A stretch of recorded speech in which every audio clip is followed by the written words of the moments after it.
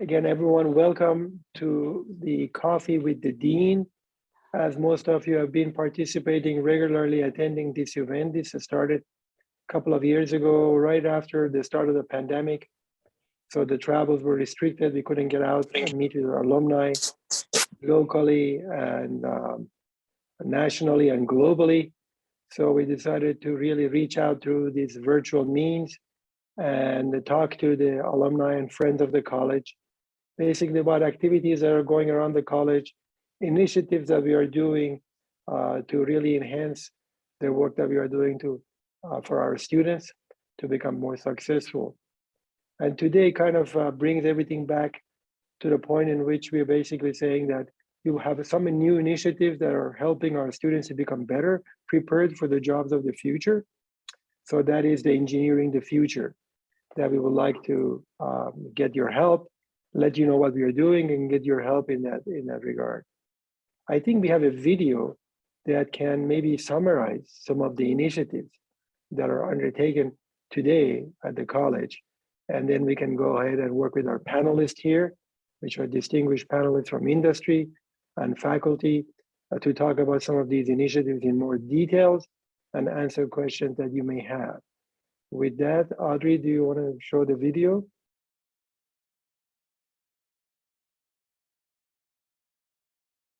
Or Claire, which one of them? Yep, just 1 second. Here we go. Here we go. Thank you. The vision for the College of Engineering that we established around 2012, 2013 as part of our strategic plan is to be a premier engineering college known for improving quality of life through education, innovation, and entrepreneurship. With your support, we were able to build the foundation for that vision.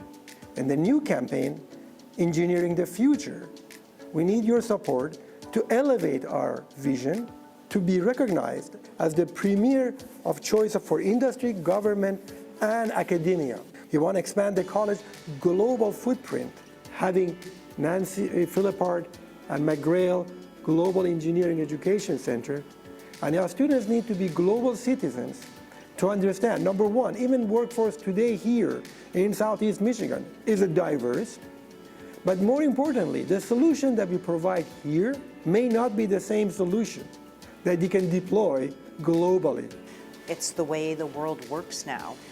How can we provide authentic experiences for our students in a variety of ways that makes it accessible to all students regardless of what their situation is? And for students to be able to have some experience working virtually and cross-culturally before they actually, step onto the job, I think is going to be a real advantage for them and also a competitive advantage for the college. Over the past several years, we were able to recruit outstanding students from across Detroit. We have found out sometimes the students that we recruit, they're lacking the skill sets that they need to be successful in the college. So STEM Academy that we envision in this campaign is to really bring a pipeline of students and to come ready to take their courses and degrees to graduate on time. The difference with this academy is that we are starting early. We are starting at 8th grade and continues throughout their high school years. We want to have students be able to see what engineers do in the real world. We want students to also see themselves represented. And at the same time, provide them support, mentorship, role modeling. I want to see our high schoolers in Detroit choosing engineering, being successful when they do so, graduating, getting great jobs. We know that the students have the ability, they just need to have the access. And we need to have a robust and a strong career services office here in the college to be able to support co-op programs, internship programs, and part-time programs for our students. And what better place to do it than in Detroit and our location here.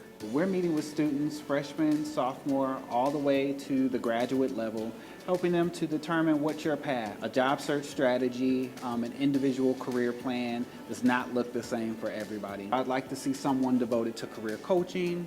I'd like to see someone that's devoted to the CoOp program. I'd like to see someone that's devoted just to industry and employer relations, and all of those things working together, creating the career services space. So that full support might mean that you specifically work with civil engineers. You know those particular paths. It's helping to provide a more solid support for students. We are revolutionizing career services in our space.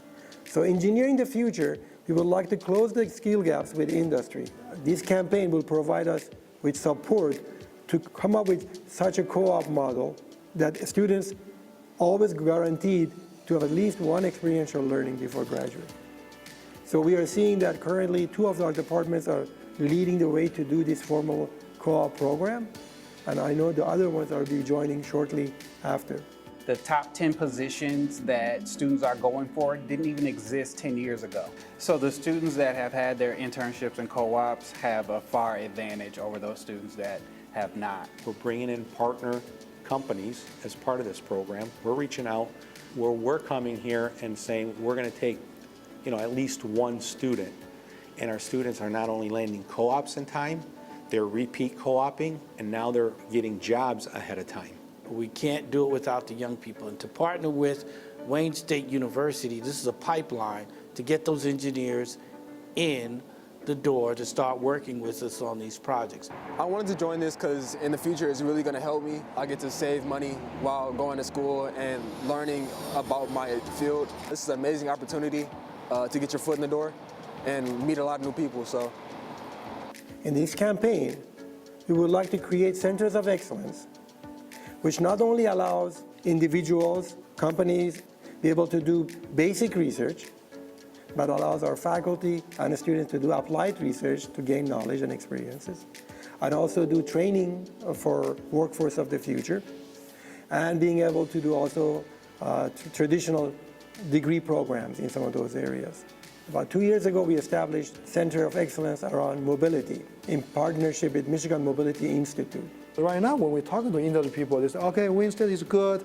We are willing to, collaborating with you. But what are you good at with? We want us to be a to-go place for industry partners. Maybe they have a challenging problem. How about we working with you guys? You can come out with a solution to us. Through this brand, we can really study, that we advocate this, and then we can bring more people to look at us. We can get the lessons from here so that we can continuously building more center of excellence, down the road. Going forward, we also enhance that vision for innovation and entrepreneurship to contact companies to see what are the challenges that they're facing currently, bring that idea, those challenges to campus, support solving those problems. With the help from entrepreneurs or executive in residence, sometimes the solution that we deliver could be generalized, that could lead to a product that could be marketed. We need such a momentum in our college. I want to see a thriving entrepreneurship ecosystem at Wayne State that continuously improves the quality of life in our community while offering unlimited financial opportunities for future students to make their dreams come true.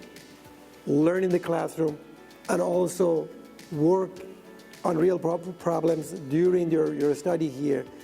But more importantly, reach out to the community and help them. I think this is what urban university is supposed to be doing. And we are one, and we are engineering one, and this is what we need. This city needs more of engineers, more entrepreneurs and innovators from this college to help improve the quality of life for people in Detroit and beyond.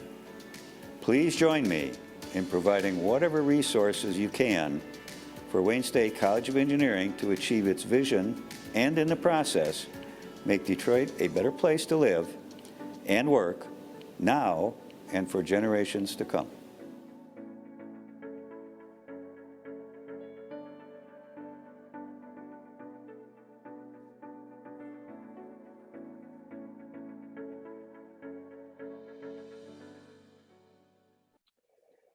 Wonderful. Thank you, Audrey and Claire.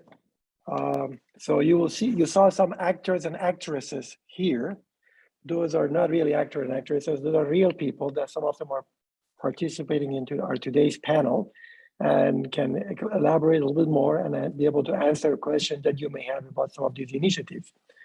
We have asked Dr. Mark Dawson to be the moderator for this Coffee with the Dean panel today. Dr. Dolsen received his Ph.D. in 2017 from Wayne State and his MS in IE in 1990 from Wayne State. He's currently the president of TRQSS Inc., a Tokyo Rika group company located in Ontario, Canada, that produces seatbelt systems for Toyota vehicles manufactured in North America. Mark also received his bachelor's degree in electrical engineering from GMI, or Kettering University in Flint, Michigan. And he did really enjoyed doing co-oping at various facilities, including in Canada, and that led to his current opportunity job here with TRQSS over the years.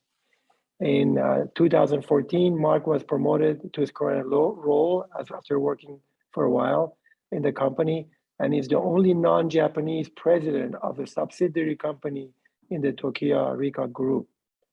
Mark is past Commodore of the Southport Sailing Club, spending summers on Lake St. Clair. And like a good Canadian person, he is a avid curler through the winter month. And Mark lives in Canada with his wife, Margot, and 2 children that they have. With that, Mark, I'll pass the mic to you. Well, thank you, Dean Fotouhi. It's my pleasure to serve today as the moderator for today's panel discussion and Coffee with the Dean. And so I trust that everyone has their coffee and hopefully in a Wayne State mug. So I've also had the privilege of serving on a couple of the subcommittees that have been working on the initiatives that were featured in the video. And today we'll be hearing from the key leaders of those initiatives, some of whom you saw. I thought the video did a great job of outlining the progression of the College of Engineering strategy and showing how these initiatives tie together under the theme of engineering the future.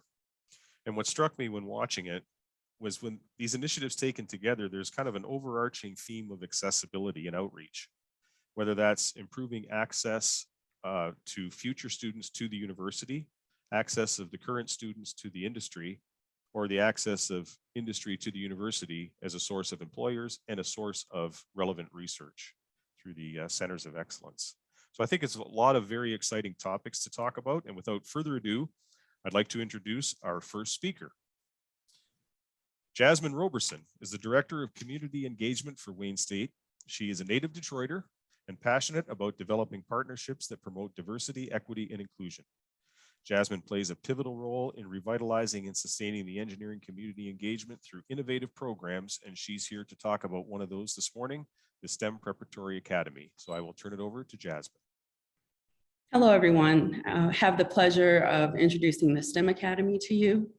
The STEM Academy is one component of the engineering pathway to careers, which connects 3 successful existing programs offering wraparound services from 8th grade to post-graduation. The program will be linked with the EOS program and the Formalized Cooperative Education program. The Academy is a 5-year program that provides talented 8th grade through 12th grade students from Metro Detroit area who are under-resourced, first-generation students, and underrepresented in STEM. This program will offer a stimulated year-round intellectual academic experience through high school. These experiences include career workshops, academic learning opportunities, global and cultural experiences, and campus connection. We have chosen to recruit these students because they may face social and economic challenges that make it difficult for them to progress to graduation and pursue STEM careers. Cutting-edge coursework and career development programs will be offered, ensuring program participants are equipped to professionals using the tools needed to address the world's most pressing engineering challenges. The Academy is a key component of workplace diversity and workforce development that ensures successful qualified candidates are available to fill engineering and other scientific and technical positions. It is a valuable complement to the engineering educational experience at Wayne State University, resulting in several outcomes and benefits.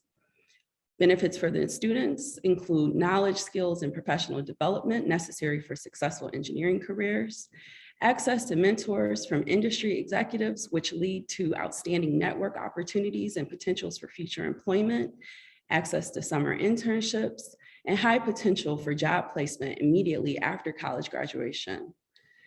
Opportunities for partners includes a source for talented and diverse workforce, ability to coach, train, and mentor students to be future employees with your companies, access to qualified students before other employers, essential resources for generations of new concepts and fresh ideas, and opportunities to be involved in the program planning and activities, including teaching seminars, providing field trips, and hands-on experiences.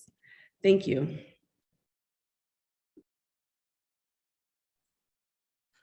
Thank you, Jasmine. That's a very important program. And I think that just showing that increasing the accessibility of people who may not be aware of Wayne State or what it offers and what they can do with their interests. And as Dean Fotouhi said, maybe one of the responsibilities of an urban university.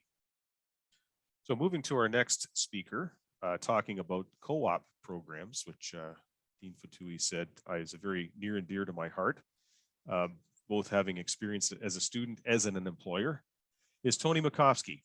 And Tony is a global segment leader in the Transportation Strategic Business Unit at Nalco Water and ECOLAB Company and global leader in water treatment technologies. In his current role, Tony oversees more than 100 associates globally who serve the EV battery industry. And Tony is also on the Industrial Advisory Board for the Chemical Engineering faculty. So I will turn it over to Tony to talk about co-op.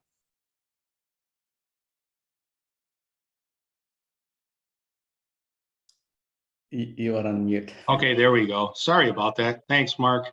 I'm really excited today to talk about our co-op program, in that we're creating a program, an international program that's best in class, that allows students to use work experience and their education and get prepared for their career.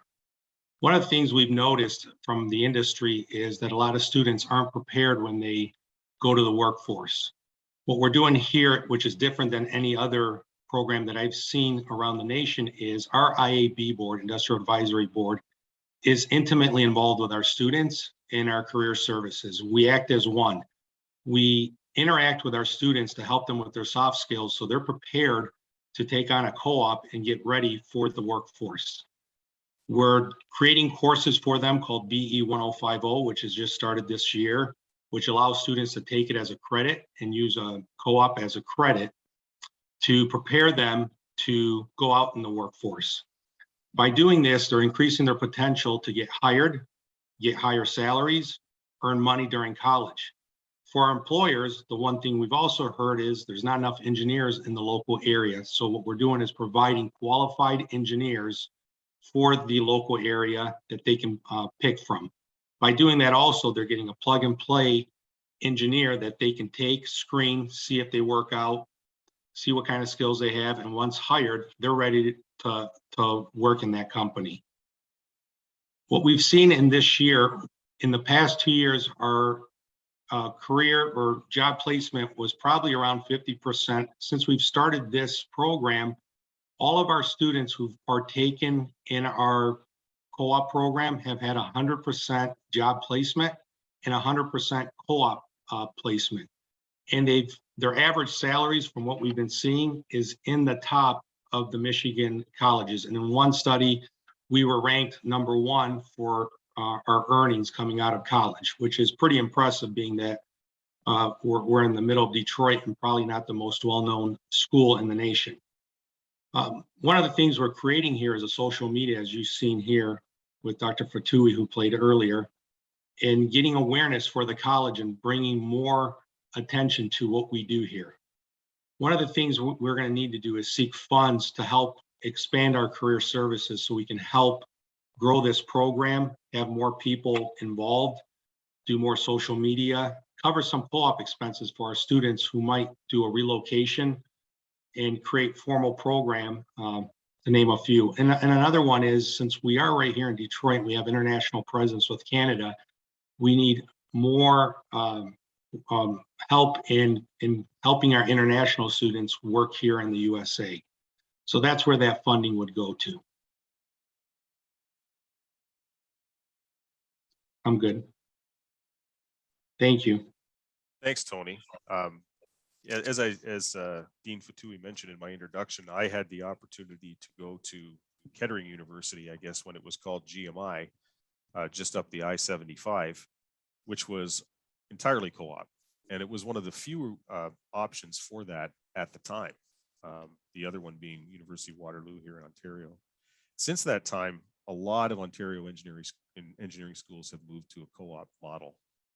And there is great benefit to it, both for the student and for the employer. We use co-op students a lot in our company. A great way to sort of test out what might be a full-time employee role. And the work that Tony has done to start formalizing the co-op at Wayne State, because if you go on the College of Engineering website, it talks about internships and talks about co-op, but up till now, it's really been largely up to the student to go get a job and kind of fill it out. So I think the work in this direction is really important in making that more formal, which is beneficial for both students and industry. Our next speaker, Dr. Nancy Philippart, is the founder, general partner, Bell Michigan, which is an early stage venture fund that invests in women-led startups. She serves as the co-director of the Global Executive Track Doctorate Program at Wayne State University, another very innovative program. And she's an adjunct faculty in the College of Engineering and Mike Ilitch School of Business. And she will be talking to us about global access. Nancy? Great. Thanks, Mark. So the mission of the Center for Global Engineering Education is to support and develop global engineering education opportunities for our students. And we've set a very ambitious goal for the center, and that is that we want all of our engineering students to have a high quality, authentic, global experience. And in order to do this, we're looking at a variety of different opportunities in the center. And if you could go to the next slide, it will put some of what those are up. So study abroad is an opportunity that we are looking to develop study abroad opportunities, as well as provide scholarships for students to study abroad. A great example of this, before COVID, the college had a program where our students would go to Hangzhou, China, and work with university students there on a semester-long mobility project. Obviously, that was stopped with COVID, but we want to resurrect that program, provide scholarships for students, as well as develop more partnerships with universities that are more than students just touring a country, but actually providing hands-on experience. Likewise, we are looking to identify and support both global internships and global research fellowships. Again, that got shut down during COVID. We want to resurrect some of the partnerships we had, but look to develop new ones. But one of the new things that really has taken off during COVID, but was really important in providing access to all of our students for global engineering education, are these virtual exchange classes. We know that even with study abroad, internship, and research fellowships opportunities, and even with scholarships, many of our students, because of family or work responsibilities, are not able to go overseas. And so a virtual exchange opportunity allows students to actually have an authentic global experience right from Detroit. What's involved in this is that having our faculty partner with faculty from universities around the world and construct a hands-on project where our students partner with students from the other university to actually execute this this project. To give you an example, I participated in this myself. We developed a course called Sustainability and Innovation, which I'm happy to say is now a course in the college that will be offered on a regular basis. And we partner with the Harz University in Wernigerode, Germany, and our students together work on a semester-long project on innovation and sustainability. Recently, I also partnered with a global leadership class that I teach with the American University of Ras Al Khaimah, the United Arab Emirates, and our students jointly interviewed both Emirati and American leaders to be able to compare and contrast leadership capabilities and styles and so on. So this is actually a very easy thing to do, but it is very representative of how our students upon graduation, many of them will work. They're going to work for global companies on global initiatives, never being able to meet the people they work with face to face, but still having to execute a project. And so again, we are looking to expand this program with the opportunity to train more faculty in how to go about doing this and develop more projects for these type of classes. The outcome that we are looking for with the center is to better prepare our students for the world of work. And, we believe that we can do this by giving them opportunities to improve and practice their cultural intelligence. We also believe this provides a competitive advantage for the college in terms of how we train students. So I'm asking for your engagement with the center. Certainly financial contributions to the center will allow us to expand these opportunities, but I know that many of you have, because of your employers and so on, can help with recommendations for global internship, but we're obviously partnering with Tony's initiative, but also recommendations for hands-on projects. So very excited about this initiative and certainly welcome people's engagement. Thanks. Thank you, Nancy. And as you said, so important in today's world of work, where many things are done globally, or even with global interactions. The company I work for is ultimately Japanese owned, and there's a lot of engagement that way. And Windsor, perhaps like Detroit, with a lot of factories being a magnet for immigration, we have a lot of people who work here, and not just in the direct labor force, but also in the engineering and technical, who did not do their engineering training in North America. They're from all over the world. So that global awareness or cultural intelligence is critical, I think, just to even function in the workforce today. So thank you. Our next speaker, Dr. Wei-Song Shi, is a professor of computer science, associate dean for research and graduate studies at the College of Engineering. He's also leading the Center of Excellence in Mobility and Wayne Mobility Initiative, and he'll be talking to us on this aspect of access, which is industry accessing the university for their research expertise. Wei-Song? Thank you, Mark. Can you go to the next slides? It's a great pleasure to here to share with you some of our vision. So the Center of Excellence in Mobility, our vision is a world-class industry university cooperative research and education center. So as I mentioned in the video, that we want us is a place, a to-go place, from the local industry, also globally. So if you have any research problems, or even you want to develop some, training programs to retraining of your current workforce, so we want us to be is a to-go places. So next, I want to share with you that what we have done, from three perspectives in the last couple of years. So from the research and the development, right now we have $5 million active grants. The contract is ongoing, and since we're starting officially on the Center of Excellence on Mobility, we have secured $3 million in the last 2 years.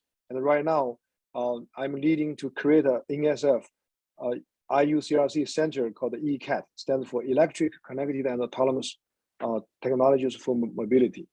And our team here at our College of Engineering have 5 IEEE fellows and 4 NSF career awardees. If you are interested on this, you can go to the website. In terms of education and workforce development, we have a master program in the EVE program and the robotics, particularly focused on smart mobility. Also have the certificate program, as well as the recently launched the Mobility Academy for professional training. So our first customer actually is the U.S. Department of Transportation. We are training about 70 people working at the U.S. DOT. The last thing I want to mention, as this pictures here showing that we also working with our industry partners to building a smart infrastructure for mobility on our campus. So hopefully next time when you have time to visit our campus, you will see that 3 intersections is equivalent with a CV2X roadside unit, and some of our buses, shuttles is running RSU. So this have a kind of infrastructure to support our innovation, research, and education for the next generation. Thank you so much, and I welcome you to visit us if you have time. Thank you. Thank you, Wei Song. I think this is for anybody who reads any sort of automotive trade journal knows that this is kind of where everything's going. They talk about the future of mobility, and it's really, I say, very broadly defined, or maybe not that well defined, and a lot of people are trying to connect the dots, and this is why this is a really important initiative, and important for industry to get involved and bring real problems for the university to help solve. So staying with that same theme, our next speaker, Dr. Ratna Babu Chinnam, is a professor and chair of the Industrial and Systems Engineering Department. He's an expert in artificial intelligence, big data, business analytics, which is where his research interests are, in addition to operations management, supply chain management, sustainability, healthcare, and smart engineering systems. And I would say just an all-around good guy and mentor to a lot of students. So I will turn it over to Dr. Chinnam to talk about the Center of Excellence, Industry X.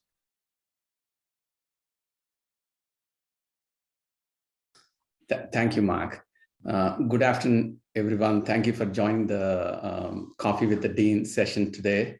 Let me start off by showing you a 1-minute video about Industry X.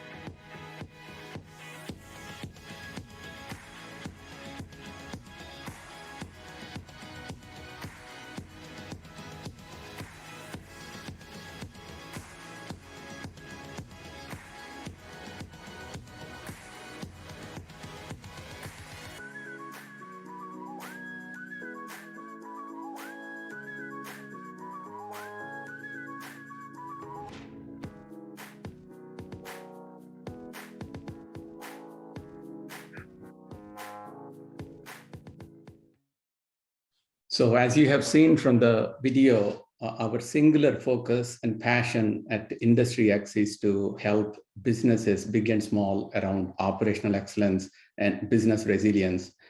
We have decades of experience in assisting companies, big and small.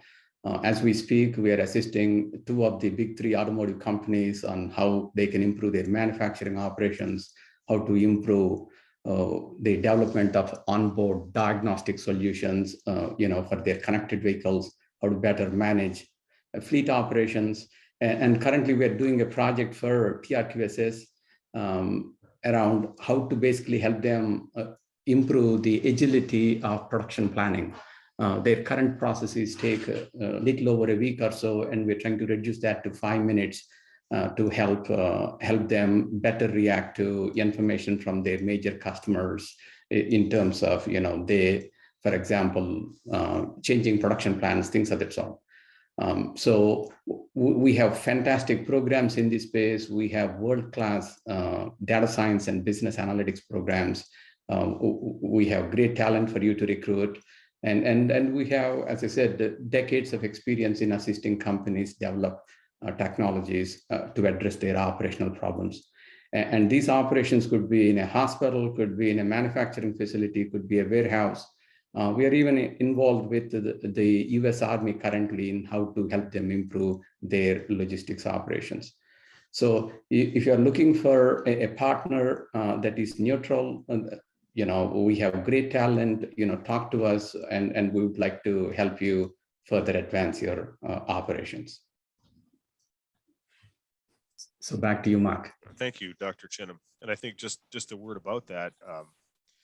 Industry 4.0 is another one of those things that's kind of out there in the discussion, has been for a few years, and a lot of companies like our own would be in the position of, well, where are we in relation to where we should be? And there's a lot of consultants who are ready with this technology or that technology. But the great thing about using a center of excellence through the university, whether it's Industry X or whether it's mobility, is they're not really pushing any specific technology. They're just helping you solve problems. And you have access to a lot of smart people and willing to use any technology available, so whatever suits. So I think the centers of excellence are a really interesting way for industry to engage the university in solving real world problems, because that's what the university wants to do. So with that, I think before we get into questions and open discussion, I will turn it back to Dean Fotouhi for some summary comments. Oh, thank you, Mark, and thank you, Nancy, Wee-Song, Jasmine, and Babu for your excellent presentation, and Tony as well too. Just let me add that as part of Centers of Excellence, Mobility and Industry X have certainly done an outstanding job over the past year or two, reaching out to industry, federal and state. These Centers of Excellence not only wanted to work on applied research, but also provide those opportunities for our students on campus to work on some of those projects. Also, they do, as Wee-Song mentioned, provide workforce training as well, and basic research as well too. Let's talk about mobility for a minute here. I wanted to ask Mark, if the way that Wee-Song is talking about autonomous technologies and mobility, do we need seat belts in the car anymore? Yes. Unfortunately, are we putting you out of business here? Yes. No, you know what? It was really funny because I came across a magazine ad. I think it might have been in the automotive news, and there was this magazine ad from the probably the early 60s when they were talking about autonomous vehicles back then. And it had the picture of this big, huge Cadillac with fins and a family sitting in it under a bubble. And they were all sitting facing each other, but they were going down the highway. And this was, somebody's vision in the 60s of what autonomous driving was going to be. So I guess in that vision, you're sitting any way you can. But I think seatbelts will always be a regulated item. I think they'll be more of a commodity, but they will be regulated, probably integrated with the seat, which some are now. If you have a van or something like that, the seatbelt is actually integrated with the seat, so it moves with the seat and with the occupant. So fortunately, I don't think they'll ever be driven out of existence, but they will be more of a commodity item than maybe they are even today. Oh, no, I was just kidding, because I had someone who is somewhat familiar with what computing can do for you. We always have to reboot and restart. So to get to fully autonomous is going to be a long way, unless you have perfect world, perfect intelligent road, intelligent vehicle, and more importantly, intelligent people behind those vehicles. A seatbelt is needed. we talked about co-op. Tony mentioned about co-op and so on. We feel co-op will prepare our students for the workforce and really get them ready, take what they learn in the classroom, see what happens during working for industry. We might have a couple of students here can maybe tell us is that how that co-op really was useful to them or not. I think Julie and Chris, if you're there, if you want to chime in and say a few words about your experiences working as a co-op. Sure. Julia, did you want to go ahead? I know you wanted to stress things about the international. Yeah, I can start. So both I and Chris have worked extremely close with Tony for the last, for me anyways, 2.5 years. I know Tony gave a nice mention there about in addition to trying to get us co-ops, he's trying to support the international students, and I am from Windsor. So Mark, when you're talking about Canada and introducing all that, I gave you a little. So I think that it's something that I've worked with Tony a lot on. Obviously there's, stigmas and struggles trying to talk to employers about getting interviews even, or, your resume will get fished out right away, things like that. But I can tell you that along with Tony, the rest of our industry advisory board for AICG, which is our chemical student org, they have worked extremely close with us. Basically, I know Tony mentioned that everybody who wanted a co-op, I'm the vice president this year and also had a leadership position last year on the board, and any student, sophomore, freshman, junior who wanted help with their resume, who wanted to find an internship, those seniors that actively are looking and doing the work for full-time positions did find one. Same thing that happened with me. I ended up, talking to a couple companies. Obviously with COVID, it was really hard to try and find a co-op stateside, but with the help of Tony and some connections I have over here, I actually worked for BASF last summer in Windsor in automotive paint coatings. And then I'm currently working for DTP before I start with them full-time in June. So I can guarantee and promise and advocate on behalf of our industry advisory board that it does work. Their support is extremely important to us. We invite them to come talk to students about the different industries that they're in. They host workshops for us, salary negotiations, all of the things that I think I'm echoing a little bit. I don't know why. But all of those hard things, those hard conversations that for students who don't have the experience doing, they've all gone through it. And I know the career service office at Wayne State is something we're struggling with currently. Both of our representatives have left the university. So they're trying to actively hire somebody, but we're lucky as chemical engineers anyway, to have the support of our industry advisory board there for the career searching. So Chris, I'll pass it over to you if you want to add anything, but yeah, that's all I have to say. Thank you. Yeah, thank you, Julie. The main point I'd want to make is that the chemical engineering department, other things that they've done outside of just the industrial advisory board being available for us at all times, helping us get our foot in the door with different people and the kind of jobs that we want. There was a really great program where we had an industry advisor that we would meet with, once a month. Mine is in here, Dr. Don Smolinski, and getting to talk with guys like him and Tony all the time, and other people on our board that were just always available. I mean, they've been as valuable to us as some of our professors. It's a really great program they're setting up, and like Julia said, I think all the seniors right now that have actively sought something, like they have a job waiting for them once May comes around. So all we can really do right now is be a testimony for their hard work and why we need to continue having the program and just continue to formalize it. And then I'm a little bit of an older student, so I would stress another equally important part of the program is that it will benefit to the students' quality of life after graduation, because say they go and they think they want to do this job, they do it, work for a company for a year while they're going through school, and they realize, oh man, like okay, it's good that I did this because I do not want to be in this field after I graduate. I think that is equally valuable of an experience to get. So just another big thanks to like Tony and Susan and everyone else on the board that's in here. You guys do a whole lot for us. And it seems like a little bit of a thankless job sometimes. So thank you. Thank you. It's not thankless. Thank you. Hearing that is worth more than money. Farshad and Tony, and maybe Mark too, but there's a couple questions in the chat. One says, any thought of requiring all engineering students to participate in the CoOp program? And then the other question is kind of on that same area. It says 3 colleges were noted as having CoOp programs.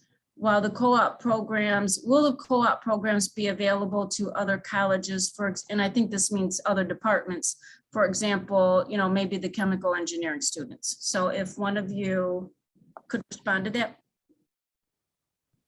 I'll go ahead.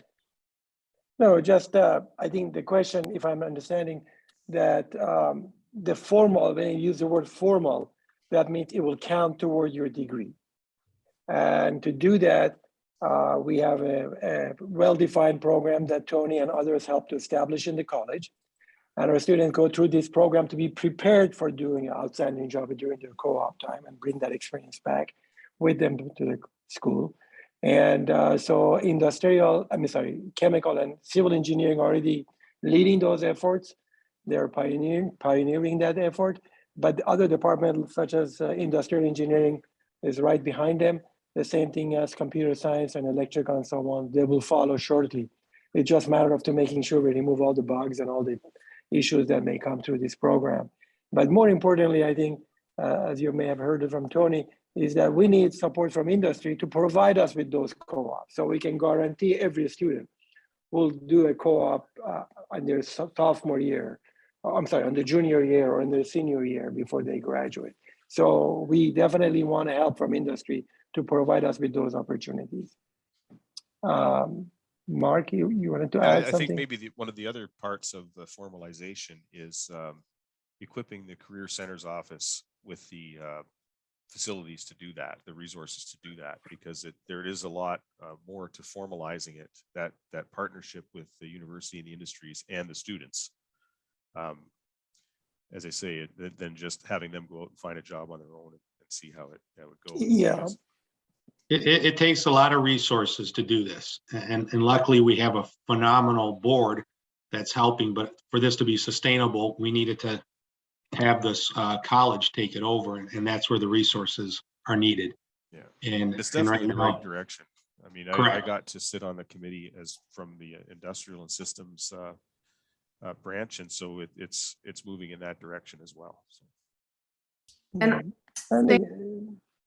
sorry, I was just going to add one extra thing. I know, like for me, something obviously I took passion in was trying to help other students find co-ops. And as a vice president of the org, not every year is a successful year for AICG in terms of involvement and leadership. And we've talked to Tracy, who's our chemical engineering advisor, and Dr. Potoff, who's our chair, and they've said, what we've done this year in terms of the co-ops and even just student engagement, trying to get those younger students involved has been super successful.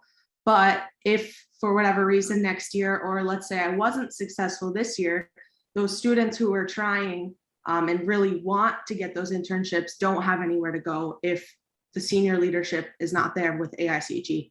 So I think formalizing it will give those students who initially want to get those jobs and who are driven, to find those opportunities before they wait for their senior peers to kind of help them out with that. So.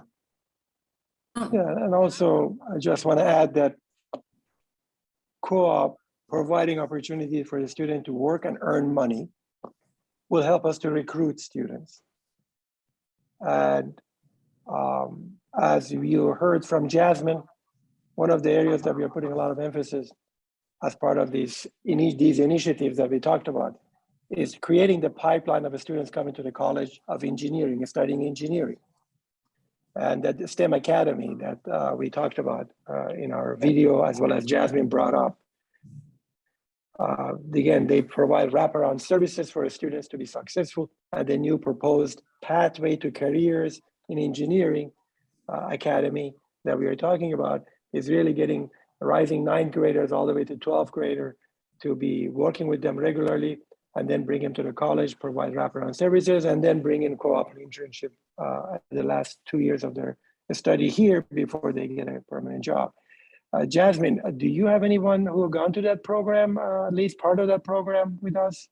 I actually wanted to just shout out Kevin Clark and Destiny Perkins. They're on the call with us. And I wanted to introduce them. They're with Continental and they're part of an ERG. So if you wouldn't mind just sharing with us, why was it important to partner with the STEM Academy? See, Destiny, you want to go first as an alum? Sure. Hello, everyone. First of all, I am an alumna of WSU, not the College of Engineering, but the Mike Ilitch School of Business. But I'm, but no. And as Jasmine said, thank you for the introduction. We work for Continental, and so I actually handle all of our affirmative action reporting since we are a federal contractor. So I see the gaps in diversity in terms of and also our underserved communities as well. So we really wanted to bridge that gap, right? Continental wanted to step in and be a part of these noble programs with the College of Engineering. So that's a little bit about our I guess our drive. And you know, like Destiny said, I'm not an alum, but you know, I've had family members that are alum of different colleges at WSU. But what it was important for me is that growing up in Detroit, you know, there was lack of programs. There was no pathway here. I had to figure it out, stumble on, and get lucky and try and find some mentors along my way. So, you know, programs that you guys are instituting is very important to me because I have family members and kids of my own that, hey, you know, to try and create these opportunities for them to create that path from classroom to boardroom situations is something that pulls at my heartstrings. And I know that my work family at Continental, they feel that same way also. It's why they're pushing these initiatives and creating these committees internally so that we can help outwardly. There's two questions in the chat. One is probably for you, Jasmine. Is there any work with community colleges? And then the other question is, which is probably for you, Farshad, is does WSU have a plan to market these 4 programs? Yes, so we have worked with community colleges in the past, and we accept all suggestions. If you have any resources, we would love to continue working through that. But yes, we've worked with community colleges in the past. And in terms of marketing, of course, I saw the question that social media for Industry X has been effective. So we may definitely promote some of these in our social media presence that we might have, as well as being able to reach out to events like this one, to really be able to answer questions and meet with our alumni, industry partners. Depends on where their interests are lying to present these issues to them. So that's the best, unless you guys have better ideas. I'm happy and I'm all ears to hear your thoughts about how best we can improve some of these and reach out. All right. Anything else from you, Chris? Anything else? I don't see any more questions on here in the program. Just there was a question coming up. Somebody had a question. I think There's a hand up. Yeah, this is Kim. I am a civil engineering alumni, and I did co-op while I was at Wayne State. And just for the reason that they said, I wanted to make sure that the job that I secured was something that I wanted to do. And so it's exciting to me to hear about these programs. I work for General Motors, and that was in the backyard of Wayne State University. So I grew up in the Detroit public school systems. And so, you know, all of these programs are really exciting for me to hear about. We created our own while I was a student, but it did work and it was beneficial. And so, you know, it's just wonderful to hear that there's a continuation and a recognition of the importance of reaching into the community and grabbing the talent that's there and having these co-op programs and supplying the companies that are in Detroit looking for talent. Thank you. Thank you for your comment. As a matter of fact, for civil engineering, you mentioned about civil engineering. A few years ago, we started a summer program, summer camp in construction technology, led by our faculty in civil engineering for students, high school students in Detroit. It was very successful and still successful program. 20 plus the students who enrolled in the program. We are hoping that that could lead to for them to think about construction management degree program that we have in the college, and that will definitely would be effective from that point of view. And then of course we are, as we mentioned, we are coming to the end of our, I guess, time here, but I just wanted to see if Dr. Philippart has any more saying about the global experience for our student. I know the video mentioned it, and Dr. Philippart mentioned how important that is for our students to be able to globally engage. And we are working with her currently in developing a course in cultural intelligence for our students. That could be a required, what they call general education course for our students to understand the value of that global skill sets and knowledge. Nancy, do you have any more? You know, I would just say this. I'm very passionate about this initiative because of my own experience. You know, I was fortunate to be able to work and manage people globally in my professional career, but was not very well trained for that and had to learn really by making some, you know, pretty significant mistakes in terms of how to be a global leader. And, you know, even when we have run the program, you know, prior to COVID with our students going and spending a summer in China, students have come back to me and said, this was a game changer for them in terms of not only the skills that they acquired, but I was really proud. One of our students came back and said, I beat out a candidate from Purdue for a job because of this global experience. So, you know, this is something that our students need. It's a very, very important, you know, developing global competencies, giving them hands-on experience in terms of, you know, working with people from different cultures around the world, as well as, you know, doing it in a project-based learning instead of, you know, just a glorified tour, which many study abroads are. I think is very important for our students and can be a very important competitive advantage for the college. So again, I welcome people to get involved as we push forward with this institute. I think this is really very, very important for our students. Thank you, Nancy. And again, over the past couple of years, unfortunately, we did not have the opportunity to go abroad, sending our students abroad. But even that did not stop us from exploring that further. And again, as Nancy may have mentioned, that we work with schools in Germany and United Arab Emirates and others in reaching out and doing collaborative student projects in some of the interesting areas such as sustainability and circular economy. So I'm very excited about that, and thank you. And last but not least, we talked about these centers of excellence, Industry X and mobility, which are the areas in which we invested in recruiting faculty over the past several years and building facilities for them. Be on the lookout that we're going to have two additional ones that are coming up on board. One of them is in AI and machine learning. And also we are working with engineering and medicine. That is another area that we are working currently with our faculty to lead those in the college in that regard, because that's where the strength of the college lies. With that, I want to thank all of our attendees for being here today, panelists here, and thank you for all of you being here with us. Please don't hesitate to reach out. Any of the participants, their contact information is listed here. Please reach out if you have any question further that need to be answered.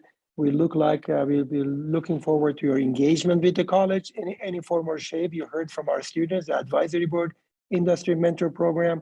We need your help with our summer academy and our academy that we just talked about. We need your help in developing curriculum and making sure the students who are in those programs are not really learning from textbook, but learning from experience and applied learning concepts.